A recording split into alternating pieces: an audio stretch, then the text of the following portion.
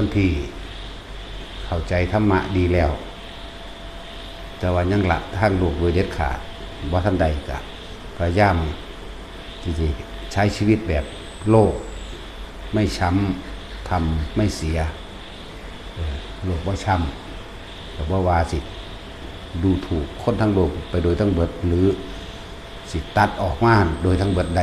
ก็ใส่ชีวิตให้รู้อันใดควรอันใดบ่ควรโลกไม่ช้ำก็คืออาจจะยังดูแลรักษาน้ำใจกันโดยอันใดควรบอกก็บอกอันใดบ่ควรบอกก็แล้วไปนะครับพอเขาเข้าใจในโลกว่าคนในโลกนี้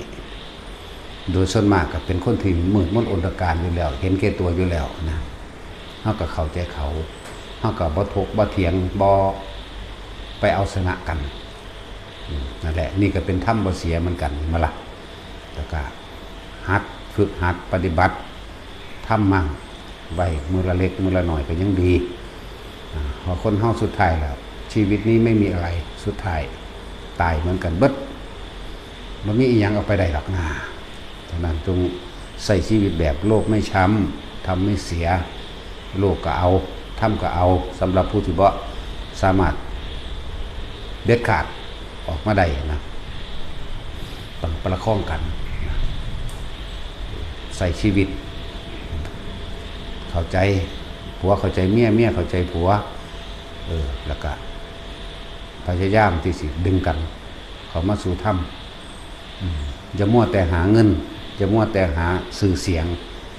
อย่ามัวแต่หาหยดหาตำแหน่งอีหยังเกิดนะเรียกว่าให้แต่เราคนนั้นศึกษาสิ่งที่สำคัญสูงสุดก็คือธรรมะ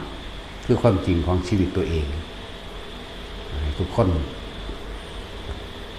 แม้นบ่มาปฏิบัติณสถานที่นั่นๆก็ตามแต่ว่าก็ให้ฟังเพราะการฟังสุตตะมัจจปัญญาการฟังนี่มีอานิสงส์ตั้งเยอะตั้งแยะเนาะเพื่อให้เฮาเข้าใจได้ยินได้ฟังในสิ่งที่ไม่ได้ยินได้ฟังมาก่อนเพราะธรรมะเป็นของล้ำสมัยเด้บ่แม่นของล้าสมัยเด้เฮาสิได้ยินได้ฟังในสิ่งที่บ่เคยได้ยินได้ฟังแต่สิ่งที่เคยได้ยินได้ฟังมาแล้วเกิดความเข้าใจมากขึ้นแจ่มแจ้งมากขึ้นเมื่อได้ยินได้ฟังแล้วก็เกิดทิฏฐิปตะมีความเห็นตรง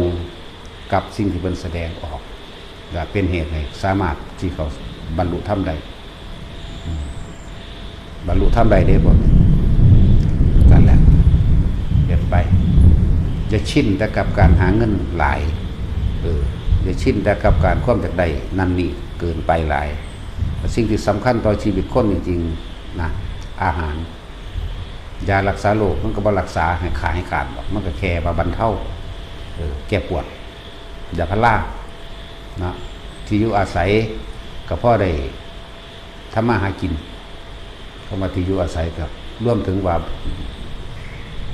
ที่ดินแล้วก็บ้านหรือที่ทำมาหากินเลือกสวนไรหน้านั่นแหละเครื่องนุ่งห่มก็มีแค่นั้นแหละเขามีอย่างมากแล้วให้เข้าใจอย่าหลักอย่าโลภจนเกิดความเคยชินในความโลภนั่นแหละ